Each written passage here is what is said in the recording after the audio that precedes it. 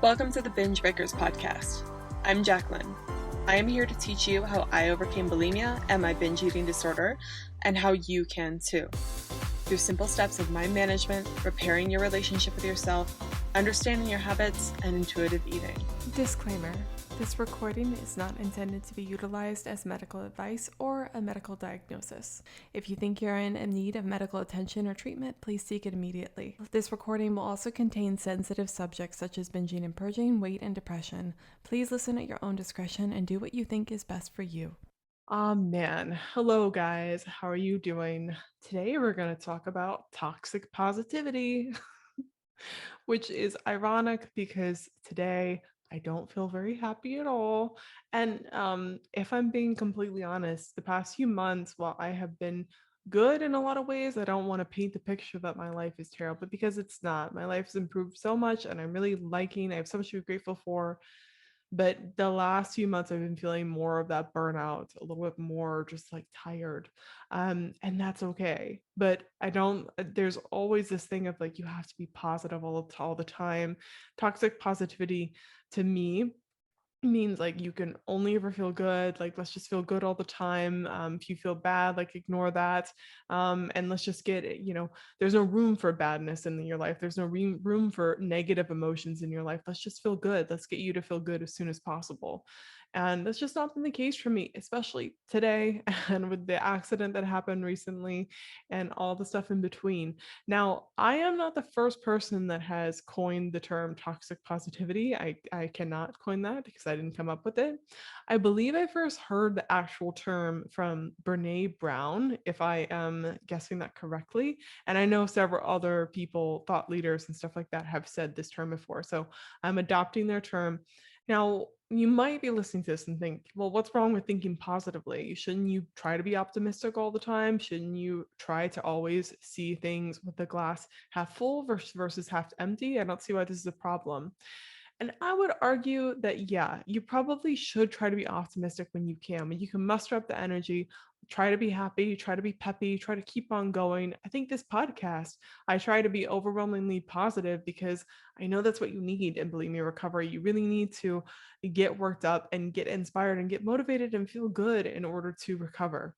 However, there are certain times when I don't think thinking positively about something is appropriate.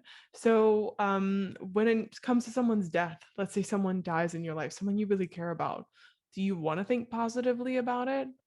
No. Why don't you want to think positively about it?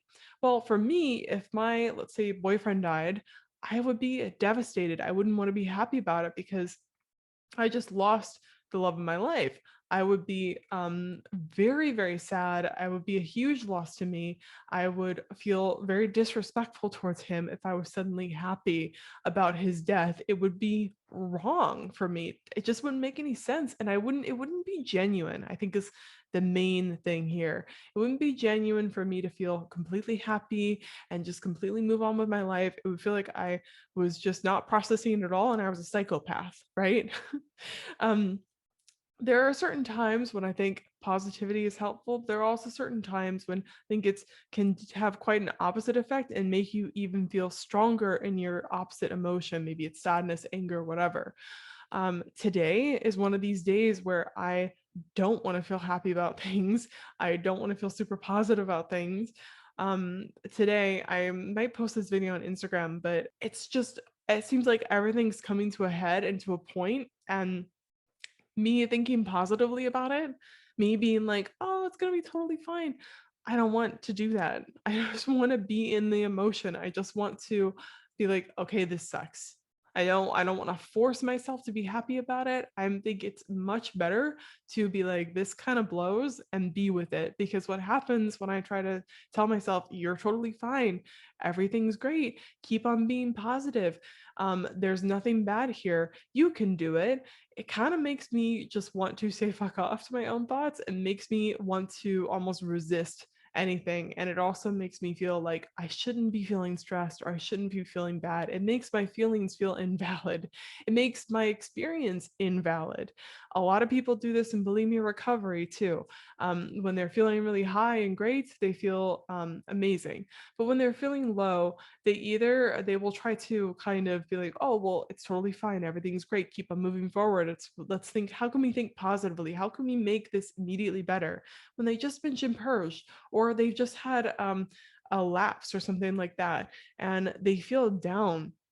It doesn't do me any good or them any good to say, oh, everything's perfectly fine, why don't you just move on? It's much better to just acknowledge your feelings in the moment, to really meet yourself halfway, find out what's going on.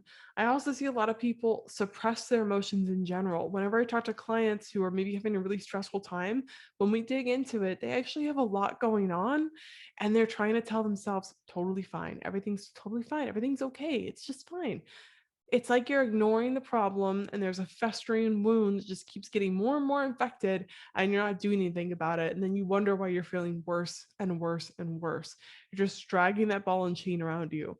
When you allow yourself to process the emotion instead of just trying to blanket this toxic positivity on top of it, it actually can sometimes make you feel better and release that emotion, allow you to process through why you're actually feeling pain.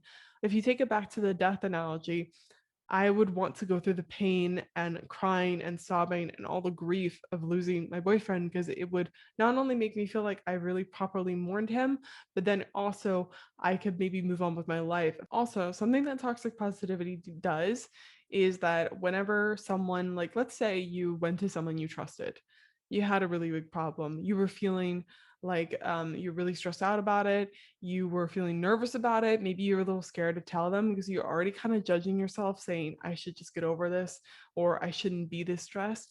But you told this person anyway, and they said, you'll be okay, just, get through it, let's just like figure out a solution, it's totally fine. They immediately offer a solution, and then they're like, why don't you just do that? And then they say something along the lines of, we'll think on the positive side, there's this going on, and they don't even try to hear you out on what's actually going wrong. It makes you feel like, oh, this isn't actually a big deal. The feelings that I'm having aren't very valid. I shouldn't care so much about this. I shouldn't even be making it a big deal. I shouldn't even be upset about it. I should just be moving on, like this person is suggesting. It completely negates your experience. It completely makes you feel like something's wrong with you because you're having that reaction, when really what you need to do when someone comes to you with a problem, like when people come to me with bulimia recovery, in consults all the time, when I talk to people, I don't immediately offer them solutions. I just listen, because that's what they need. They don't need someone to immediately tell them, have you tried this? You done all this? Let's do all this. I just, ask questions and listen, and I validate, and not for a fake validation. I really feel their pain. So I am speaking truths when I talk to them. I say, I understand that sounds awful. That really does. Because it is. And they need someone to know that they understand, they get it, and they're not just crazy. Toxic positivity honestly makes you feel like you're crazy and you're the only one who is feeling bad and not feeling great all the time. A lot of people aren't feeling great all the time. I'm not feeling great all the time. And that being said, there's a lot to be grateful for in my life. And a lot of people make it mean that if they're not being positive, if they're not being grateful, then they're being ingrateful or ungrateful, and they're being selfish and entitled and all these sorts of things. You can have a good experience and a bad experience all at the same time. You can be happy about what's going on and still hate some parts of it. I was talking to a client today, and she is in this new career, one of the careers of her dreams. She chose to be where she is, and she's loving it, and loving the experience of what she gets to do. But even with how much she loves the career and how much she enjoys it, how much it brings her such happiness, there's so much going on in that career that also causes her a ton of stress. The new environment she's in because of it, the rules and regulations that are in there, the stress of the career itself on her body, the physical demand, and all of the other unknowns going on, and plus like the isolation of the career. It is so amazing for her, but it comes with so many sacrifices. And I think what she's doing, and what we discussed today, was that she's trying to be like, everything's fine. It's totally, I should be grateful. I should be happy. Why am I not happy? I'm in the career of my dreams. A lot of people tell themselves that all the time. They're like, why am I not happy? Everything's fine. I told myself that all the time when I first got into this career and things were going well for me. I was like, why am I not happy all the time? Whenever I felt down or low or kind of depressed, like, what's wrong with me? Nothing was wrong with me. I'm just a normal human experiencing normal energy, highs and lows and dips and lows, and dips and uptakes. Now, of course, sometimes people can have some sort of mental issue going on that causes them to have extreme variance in emotion. If you feel like that's you, then obviously go seek help, go talk to a psychologist, a therapist, anything like that. But for the majority of us, most normal people fit into that category, and there's nothing necessarily mentally abnormal about them. They just have highs and lows like most people. We aren't meant to be continually happy all the time. If life were like that, I think it'd be rather boring. I remember Brooke Castillo saying, Brooke Castillo actually, she coined the term maybe. She always says life is 50-50. And I love that quote because it's so true. Life isn't 100% happy all the time. When we think it's 100% happy all the time, it really causes us to think something's majorly wrong when we're upset one day, or we're not feeling our best one day, or we're just unhappy sometimes. And of course, there are reasons why you're unhappy. But sometimes you're just going through a hormonal change. If there are reasons why you're unhappy, and actually going over them and processing your emotions is really important then, so you can fix what's possibly making you unhappy. Maybe the goal in life isn't to be happy 100% of the time. Maybe the goal in life is to make really good memories and also handle and experience the bad in life too. If you think of a life where you're feeling constantly happy, it wouldn't necessarily be a life, at least one that we know today. If we were 100% happy all the time, I don't know what goals we would really have. Part of life is to overcome challenges. That's what makes, I think, living very interesting. That's what makes my job interesting, is because I'm always helping people overcome their bulimia, right? I'm helping them work through what in particular in their situation is preventing them from recovering and how they can get there. Uh, Without it, I don't know what I'd do. Without problems, I don't know what any of us would be doing other than feeling pleasure 100% of the time, or feeling happy 100% of the time. Maybe there would be problems to solve in society, but we would just be happy about it all the time. It sounds like some dystopian sci-fi fantasy, and it sounds creepy, quite honestly. There's a contrast when there's happiness and then you experience sadness or anger, something like that. It gives you contrast. If you just, watch a movie where everything's happy all the time, it's kind of boring. So I don't think the goal in life should be happy 100% of the time. If you could maybe lean into whatever low period you're having right now, that could be helpful, because it will first allow you to process some of that and actually acknowledge yourself, and you're being a friend to yourself in that moment, acknowledging the pain you're going through, acknowledging what might be wrong, talking with yourself, having a conversation, and processing that pain that is real for you. And also, even if you're not having some sort of extreme pain, you're just feeling low, just kind of meh, maybe like a little bit low level depression, just kind of blah. It's still important to meet yourself and say, hey, I get that you're feeling this way. We're not going to try to ignore it anymore. We're just going to be with it. When you get to that place, you might then be able to figure out what's happening, or at the very least, you'll stop resisting it. And that will allow you to kind of get unstuck and move on to wherever you need to go. During these periods right now, I am just committed to these next few days are going to be hectic as hell. It's going to be really, really crazy. And I'm probably not going to enjoy very much of it.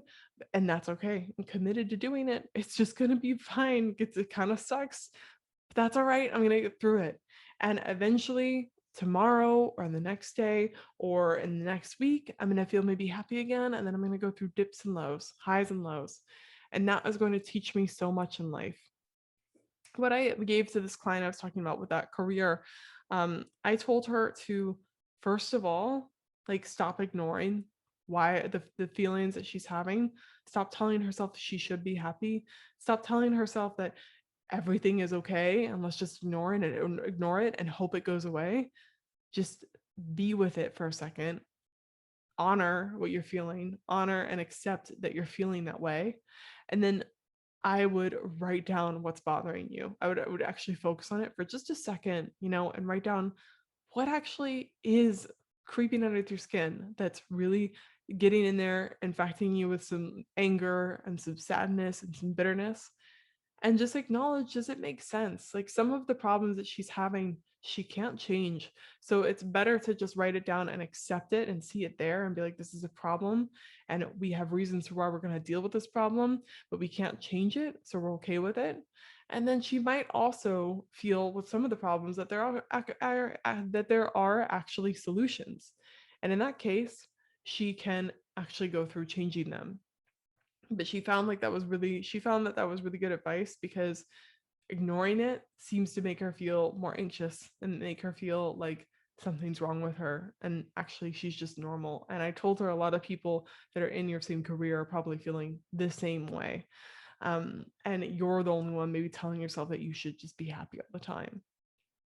Toxic positivity, it really seems to uh, invalidate your experience and force you before you're ready to move on with life. And really, there is a time and place for sadness. There's a time and place for anger. There's a time and place for emotions that don't make you feel happy, and they're necessary. Those emotions help you learn things. They help you experience things. They help you process what may be going on in life. They help you see things in a different light, and they offer contrast to happiness and bliss. They're not necessarily bad. They're just a different flavor of emotion. Maybe stop treating them as if that means that you're not be succeeding in life, you're not doing things right, something's wrong. Maybe it's just that you're a normal human being who experiences highs and lows like the rest of us. I'm not saying by this you have to be low all the time, just like there's toxic positivity. I think that there's a toxic way to constantly be in a negative state, and I don't want people to be in there either. But I'm just saying that neither is necessarily bad, and that you're probably bound to experience both at some point in your life. The last thing I'd say, maybe to add to that, is that make sure when you're in your low periods that you're still giving yourself stuff that you would give during your happy periods. So I was talking to someone who had a really low week last week. She was on such a high, no binging and purging for 30 plus days and really feeling good. She was going out, she was being social, she was feeling like it was too good to be true, all this sort of stuff. But last week, she felt very low in energy, wasn't feeling herself, made a few bad food choices. She didn't binge or purge, but she definitely ordered food that overate and ordered food that didn't fuel her. And we were talking about it, and she was like, during those times I really withdraw and I don't move and I don't talk to people. It's because I feel ashamed of it. And first we talked about why there's really no reason to feel ashamed for not feeling 100%. But then also it's interesting that when she's happy, she gives herself food that fuels her body and that she loves. She moves around a lot. She talks to people, she calls people, all these sorts of things. She goes out, she maybe buys herself things or gives herself experiences. She probably handles her schedule better and gets her sleep on point. When she's in those depressive states, when she's in a worse state, she doesn't do any of those things. She does quite the opposite. And it's funny, the her that's lower, the her that's maybe not doing as well, is the one that needs it the most. Maybe isn't the happiest version of her. It's the one that really needs the tender love and care, right? The TLC. But because she doesn't want anyone to see her that way, she starts feeling bad about herself. She starts making it mean that something's wrong with her. Then she really just withdraws and isolates herself from everything that she needs, when quite the opposite is what she needs to do. So for those of you guys out there that are in a low period, maybe struggling a bit, hear me, that nothing's wrong with you. There could be maybe something causing the sadness in your life, the low period in your life, the depression, and by all means try to solve that. But don't try to pretend like everything's fine and that you should be happy. Maybe you shouldn't. Maybe you don't want to be. Maybe if you just meet yourself halfway and say, I don't want to be happy about this. I'm going to deal with it, but I don't want to be happy about it. I'm going to be maybe mad about it, or I'm going to be sad about it. And you prepare for that, and you just allow yourself to feel it, you might find yourself in a much better place, and a place where you can acknowledge and move on and do something about it. Or just allow yourself to do daily actions while the sadness processes and eventually goes away, as it usually does. By all means, seek medical help if you feel like you're in depression or something like that, or you're in a much more severe state than what I'm talking about. But most people go through these highs and lows, and it doesn't mean anything about you as a person, that you're a failure or you're not, because your life isn't perfect all the time. You were not successful, you're not doing things right. Most people are like that. And I think that obviously it makes life, I think it makes life a little bit more interesting too. So anyway, that's all I have to say on that. Thank you for listening. I will talk to you guys next week. Never give up on yourself, my friends. Bye. Hey, if you like this episode, you have to come check out the Binge Breakers Recovery course. If you're trying to recover from bulimia and you're sick of doing it alone and you feel like you've tried a lot of traditional therapies and it's not working with you, come join the course. Go to bingebreakers.com/recovery-course.